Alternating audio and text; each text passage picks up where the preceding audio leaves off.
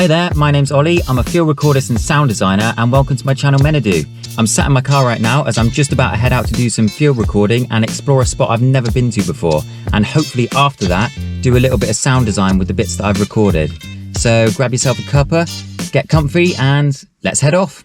So today we are up Dartmoor National Park in the southwest of England.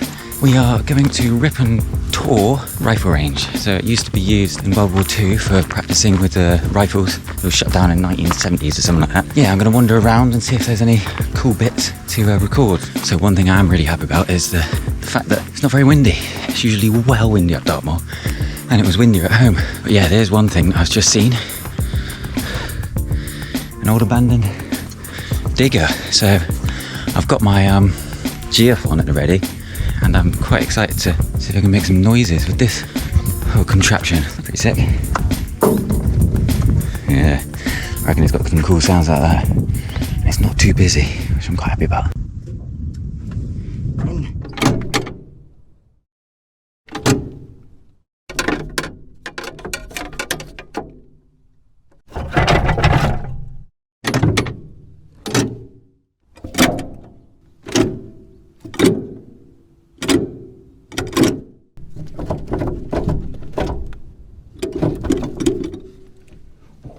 Almost lost the fucking recorder over the edge. Yeah, I don't know if you can tell, I'm quite excited about recording this. So the bit I just recorded then was in here. It's got all these little moving components, and the problem I had last time with my other recorder was I couldn't record more than 2 tracks. So with this Zoom F6, I've got the Geofón picking up like low end coming from in the truck, and then I've got the little UC Pros picking up all these little bits and bobs, which sound really sick. So I'll just pause it here a sec and quickly explain what the Zoom F6 is. So the F6 is a multi-track field recorder with 6 inputs. So I can plug in 6 different microphones at once and record them all at the same time. The advantage of this is that I can have different types of mics recording different bits of my sound source. For example, I have the Geofón contact mic in channel 3 picking up the low end rumbles, and the sensitive UC Pro mics in channels 1 and 2 picking up the high end. When I mix them together on my computer in post, I get a fuller sound and more to play with across the frequency range. So I found another cool spot on the side of the digger. So it's like its fender, and it gets some really sick rumble sounds. So I'll just press record now.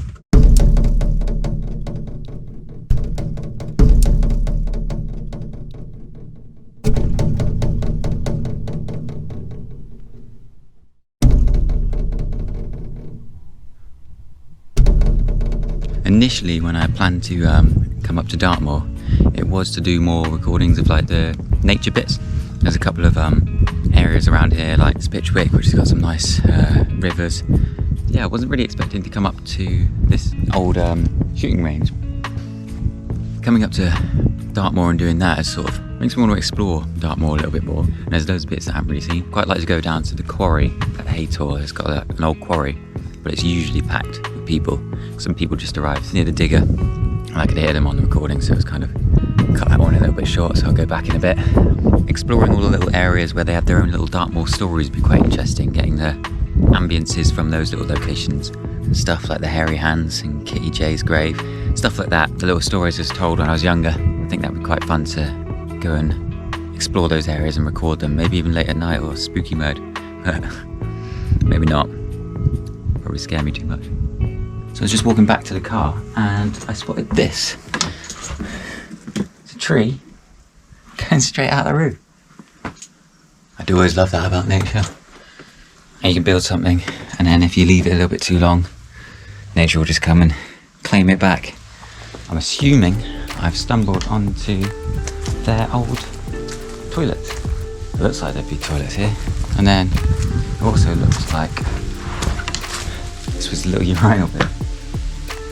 Don't know why that's interesting. This is where they've done a piss and a crap. There's an awful lot to record around here, but might get a little bit of the ambiences for the video. What I have ordered is Ryco, like a little quick release thing. That was it, little quick release thing. Because screwing this on is doing my head in. Whoa! Jesus.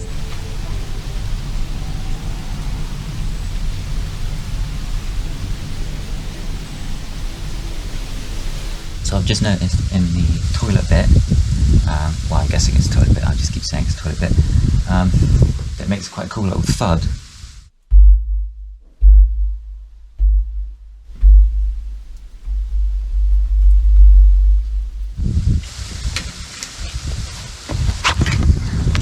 Interesting.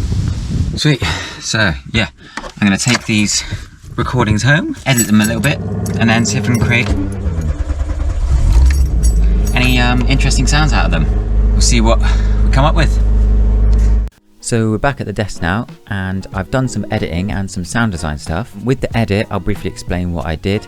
I took the UC Pros and the Geofón recording. If you remember, we had 3 tracks. I split one of the UC Pros to the left, the other one to the right, and had the Geofón in the middle, just mono in the middle, and brought down the levels of that a little bit, just so it blended with the UC Pros more. I then did a low cut on the UC Pros. This was to get rid of some of the wind noise, because I picked up a little bit of wind. I did say earlier on it wasn't windy, but it got a bit windier. I just mixed them together and chopped them up, and then exported them all as stereo files. So with the stereo files, it was just a bit easier to play with when I was doing some sound design stuff. So if we hop into the computer now, I'll show you some cinematic hits that I've created, and I'll also show you some sound to picture that I've done with the cinematic hits and a couple more extra bits and bobs. So I'll play the sound now so you can get an idea of what I created. To start off with, I'll turn off all of the inserts, and I'll play you these two. So the first one here is just the raw clunk, and then below that is the pitch shifted clunk. So what I've done is I've pitch shifted the one below down an octave, and that is just to beef up the sound a little bit. So I'll play it now without it, and then I'll play it with both of them. In my opinion, the sound is especially beefy because I recorded the Geofón as well as the UC Pros. So that was just getting loads of the rumble and the sub hits. After that, I wanted to make the sound like a cinematic hit. I then opened up Spitfire Audio's cinematic percussion instrument. Now this is quite a cheap little instrument. It was about £22 or something. I'm not too sure what that is in dollars. And with this, I just wanted to build up some layers to the hit. So I wanted a boom, I wanted some low thuds, and I wanted a bit more top end. And the idea would be mixing this in with the clunks that I got from the digger. So this is just making it way more epic sort of sounding. When you open it up, it would have distortion on nothing and the room all the way up. So I brought the room ambience down a little bit because I just wanted more of the impact. And then I put up the distortion quite a bit. You can hear it a lot on the low percussion. I then made a boom sort of sound. This was mixed in quite low. And I also done a high percussion hit. If I play them all together, cool, it was sounding pretty good. So now I'll play it all together without any of the inserts added.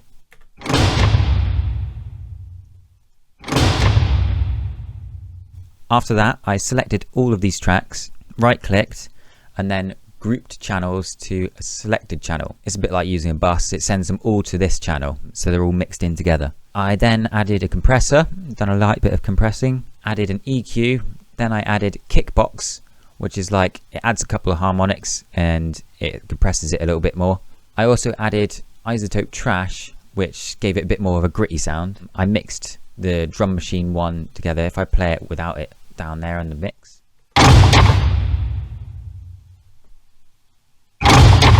it's a bit too much. I don't know, I kind of like it actually, but yeah, I thought when I was doing it, it was a little bit too much. So I had it around the middle. And I also had a little bit of reverb on there. I ended up with this sound. So I created a couple more of them, pretty much similar. A couple of booms as well, using some of the Fender hits. And then I brought them into another project, which I'll show you now, which is some sound to picture. So here's the project now. I'll quickly play it through so you can get an idea of what I've done.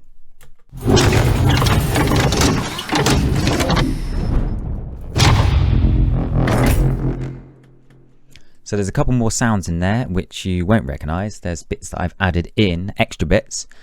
So first off, if I open up the more basic sounds, so these are just like the raw edits and a little bit of tweaking has been done to them. I just went through, scanned through the video and just lined them up with certain actions that the character is doing. So if I solo the channel now and turn off all of the inserts, you can get an idea of the basic raw recordings of the digger and how they fitted into the project.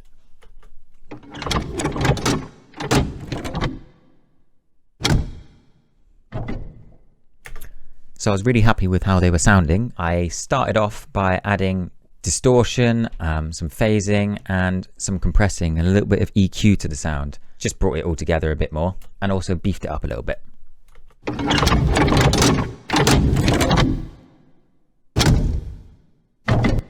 After that, I added in the designed hits that I've just showed you. So there's a couple of these mixed in. I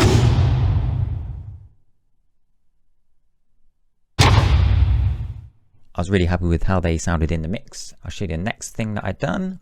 I added some Reese sort of bass. So this was using Vital.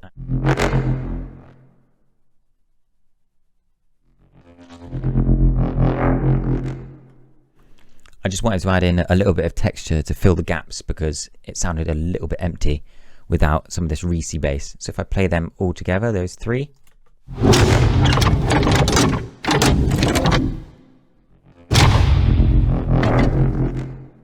Sort of sounded kind of sci-fi and spacey, which is what I was going for. Then I realized that I didn't actually have a lot of these things recorded.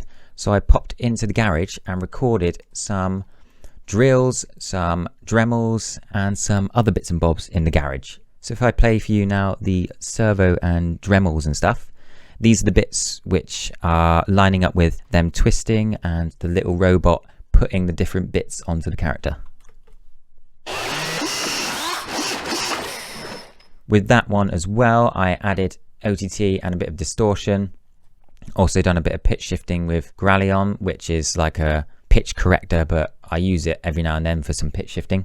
After that, I added in a couple of extra hits. While I was in the garage recording the Dremels and the drills and whatnot, I recorded some of my toolboxes and the filing cabinet in there, slamming and stuff. These had some really interesting characteristics because they had tools and stuff inside of it.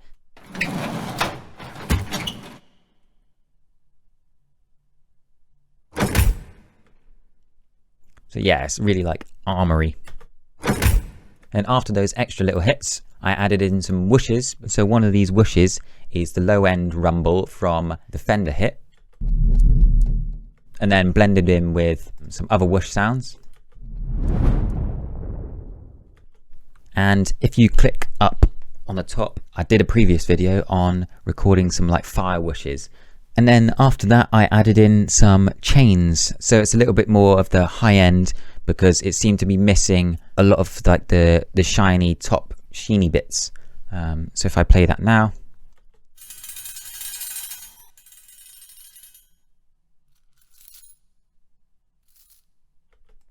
It's quite hard to hear, but these are actually real bullets on a bullet belt. And so I'll play it all together again.